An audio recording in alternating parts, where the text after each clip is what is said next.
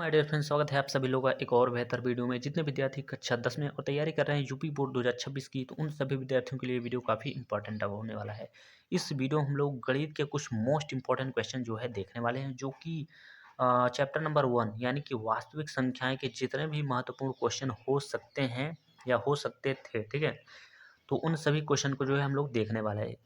ठीक है, इस वीडियो हम लोग जो है शॉर्ट क्वेश्चन जो है देखने वाले हैं। एमसीक्यू क्वेश्चन बिल्कुल भी नहीं देखेंगे। इसके बाद वाले वीडियो में हम लोग एमसीक्यू क्वेश्चन देखेंगे। ठीक है, हम लोग हर चैप्टर का जो है most important question, MCQ question, long question, सब क्वेश्चन जो है देखने वाले हैं। अगर आप लोग चैनल पर नए हैं तो चैनल को सब्सक्राइब जरूर कीजिएगा। ठीक है, तो चलिए वीडियो को बिना देरी करते हुए वीडियो को स्टार्ट करते हैं। तो यहाँ पर आप लोग देख सकते हैं, पहला ही प्रश्न है, कह रहा कि अभाज्य गुणनखंड विधि द्वारा 96 और 404 का एचसीएफ तथा एलसीएम ज्ञात कीजिए। तो ये क्वेश्चन काफ़ी ज़्यादा इंपॉर्टेंट है, तो चलिए हम लोग इसको सॉल्व कर लेते हैं। ठीक है, तो चलिए सबसे पहले आपको लिखना होगा सॉल्व। ठीक है, क्या लिखना होगा? सॉल्व लिखना होगा।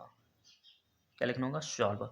अब सॉल्व में हम क्या करेंगे, सबसे पहले हमें ये 96 और 404 का निकालना होगा अभाज्य गुणनखंड। तो यहाँ पर देखिए, सबसे पहले यहाँ पर हम लिखते हैं क्या? 96।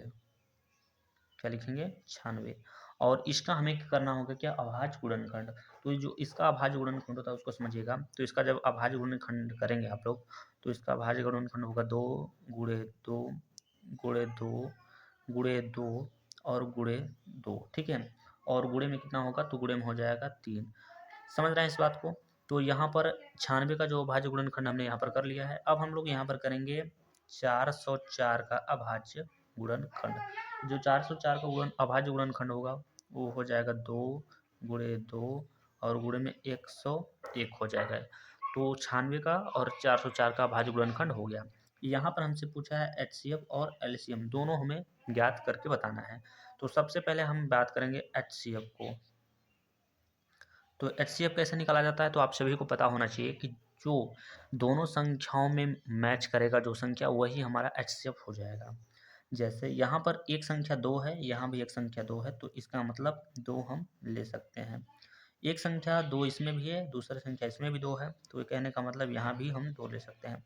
उसके अलावा कोई भी संख्या मैच नहीं कर रहा है। जैसे इसमें 3 है लेकिन 3 यहाँ पे नहीं, इसमें 101 है लेकिन इसमें 101 नहीं है। तो यहाँ पर 2 दूना 4 कर देंगे तो एचसीएफ हमारा प्राप्त हो गया कितना? 4 प्राप्त हो गया। तो आई होप आप सभी लोग समझ पाए होंगे। ठीक है, अब देखिए यहाँ से हमें निकालना है एलसीएम। तो देखिए एलसीएम कैसे निकालेंगे? तो एलसीएम निकालने के लिए सबसे ज़्यादा संख्या जिसमें पूछा या दिया रहेगा उसको हमें लेना होगा। जैसे 2 और 3 और यहाँ पर 101, 3 संख्या के अलावा और कोई संख्या यहाँ पर नहीं आया है। कहने का मतलब ये हुआ, जैसे 2 की सबसे ज़्यादा 2 किस में आया है? तो 96 में आया। कितनी बार? 1 2 3 4 5 बार। और 5 बार 2 का मतलब होता है कितना? 5 बार 2 का मतलब होता है 32 होता है। चाहे तो आप तो गुणा कर सकते हैं। ठीक है, गुणा आप लोग कर सकते हैं। कैसे? 2 दूना 4, 4 दूना 8, 8 दूना 16, 16 दूना 32। तो 5 ठो 2 मिला है, तो सबसे ज़्यादा बार 2 5 बार आया है, तो हमने उसको उठा के रख लिया। उसके बाद एक संख्या 3 है, तो 3 को हम यहाँ पे रख लेंगे और 101 है तो यहाँ पर रख लेंगे। अब इसको हमें करना है गुणा। अब गुणा करने के बाद जो भी आएगा वही हो जाएगा, हमारा आंसर हो जाएगा। ठीक है, वही हमारा क्या हो जाएगा? जो है एलसीएम हो जाएगा। ठीक है, समझ रहे हैं इस बात को? तो चलिए गुणा हम लोग कर लेते हैं। ठीक है, तो चलिए देखिए, इसका जब आप लोग गुणा करेंगे, तो इसका जो गुणा निकल के आएगा 9696, ये इसका हो जाएगा गुणा। आप गुणा कर लीजिएगा। ठीक है, मैंने गुणा कर लिया है, आपको बता दिया है इस। तो ये हो जाएगा आपका आंसर।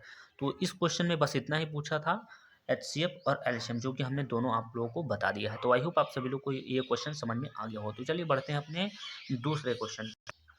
तो यहाँ पर देख सकते हैं क्वेश्चन नंबर दूसरा में क्या बोल रहा है? कह रहा है यदि एचसीएफ 120 और 225 बराबर 15, यानी कहने का मतलब 120 और 225 का जो एचसीएफ है यानी मौसा जो है वो 15 है।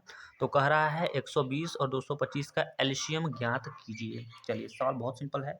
तो हम लोग यहाँ पे सबसे पहले लिखेंगे सॉल्व। क्या लिखेंगे? सॉल्व लिखेंगे। ठीक, और हमें क्या क्या दिया है उसको हम लोग नोट करेंगे। तो हमें पहली संख्या दिया गया है। ठीक है, हमें पहली संख्या कितना दिया गया? तो 120 दिया गया है। उसके बाद हमें दिया गया है दूसरी संख्या। तो दूसरी संख्या कितना दिया गया? तो 225 यहाँ पर दिया गया दूसरी संख्या। उसके बाद क्या दिया है, तो HCF दिया है भैया। तो HCF हमारा कितना दिया है, तो आप सभी को यहाँ पे दिख रहा होगा 15 जो है हमारा HCF यहाँ पर दिया गया है। ठीक है, उसके बाद यहाँ पर हमसे पूछ रहा है कि LCM ज्ञात कीजिए। तो हम यहाँ पर लिखेंगे LCM बराबर बराबर क्वेश्चन मार्क, क्योंकि LCM का मान हमें ज्ञात करना है। देखिए वीडियो की क्वालिटी थोड़ा सा आप लोग बढ़ा के देखिएगा, क्योंकि थोड़ा तभी जो है अच्छा दिखेगा और आप लोग को समझ में भी आ जाएगा। ठीक है, चलिए, तो इतना हमें डाटा जो है दिया गया है। अब हमारा सूत्र एक होता है, आप सभी ने पढ़ा होगा कि पहली संख्या और गुणे में होता है दूसरी संख्या, बराबर में क्या होता है, तो बराबर में होता है LCM और गुणे में क्या होता है, तो HCF होता है। तो पहली संख्या हम बात करें यहाँ पर, तो 120 दिया गया है। थोड़े दूसरी संख्या जो हमारा दिया गया है, कितना दिया गया है, तो 225 दिया गया है, बराबर LCM हमें नहीं दिया गया, तो LCM को हम जो कहते हैं लिखेंगे इनटू HCF का मान दिया गया है 15, तो हम लिखेंगे 15। ठीक है, अब देखिए क्या करना होगा, 15 क्योंकि हमें LCM का मान निकालना है, तो ये 15 चला आएगा इसके नीचे, तो यहाँ पर हो जाएगा 120 गुणे में हो जाएगा 225 और बटे में हो जाएगा आपका 15 हो जाएगा, बराबर कितना हो जाएगा, तो बराबर आपका LCM यहाँ पे रह जाएगा।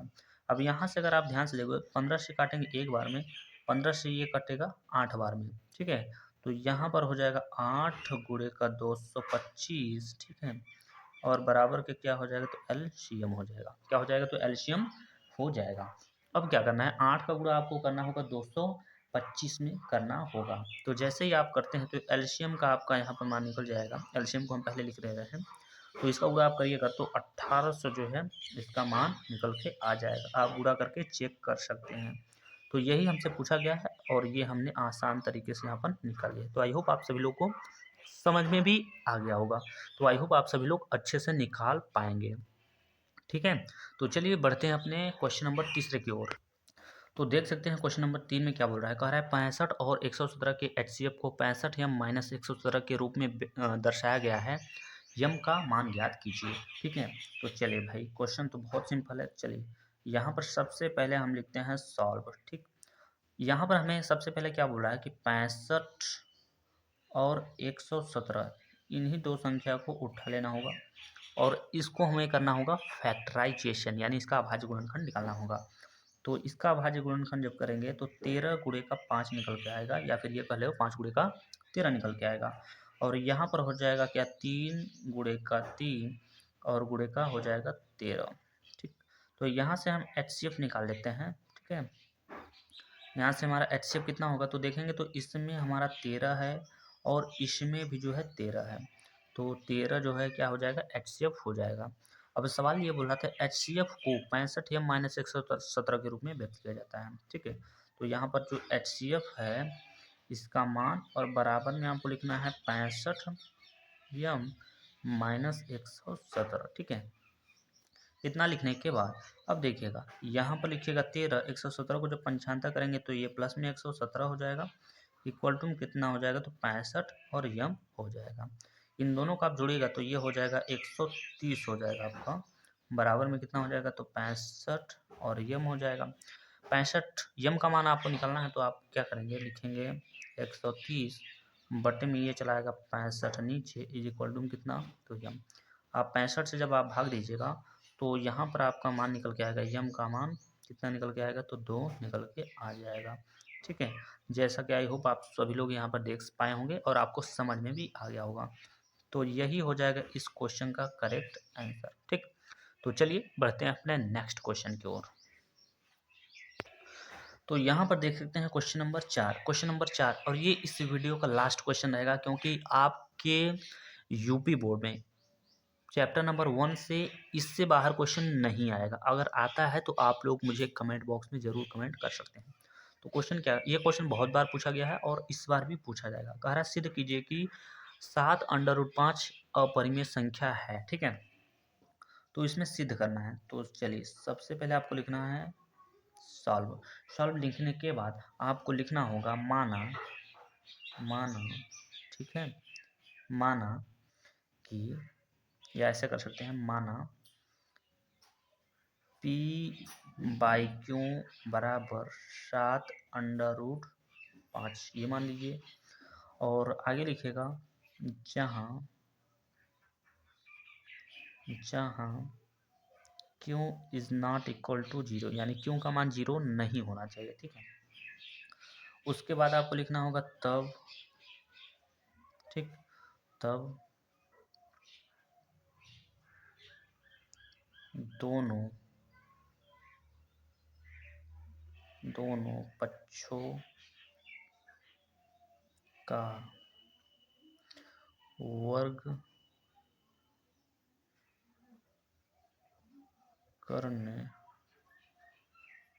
पर, दोनों पक्षों का वर्ग करने पर, तो आपका हमने क्या माना था भाई, P बटा Q, तो इसका वर्ग करना होगा आपको इस तरीके से। उसके बाद एक हमारा वैल्यू था 7√5, तो इसका वर्ग कर देना होगा।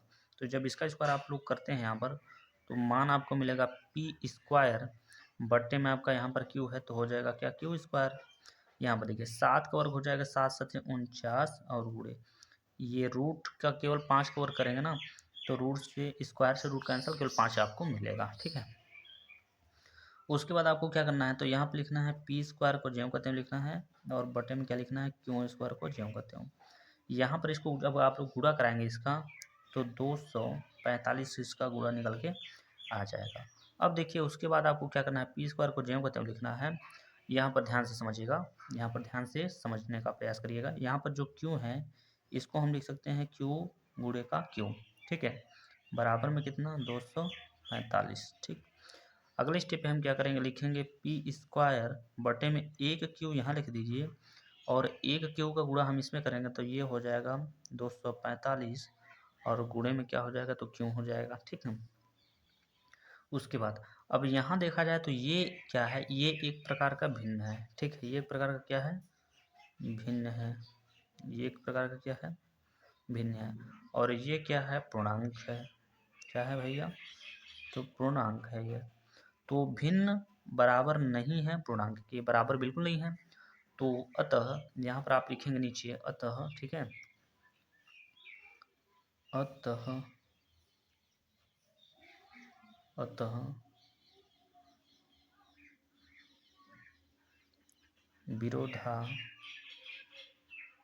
विरोधाभास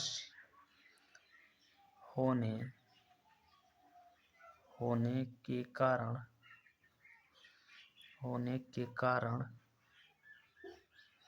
विरोधाभास होने के कारण 7√5 एक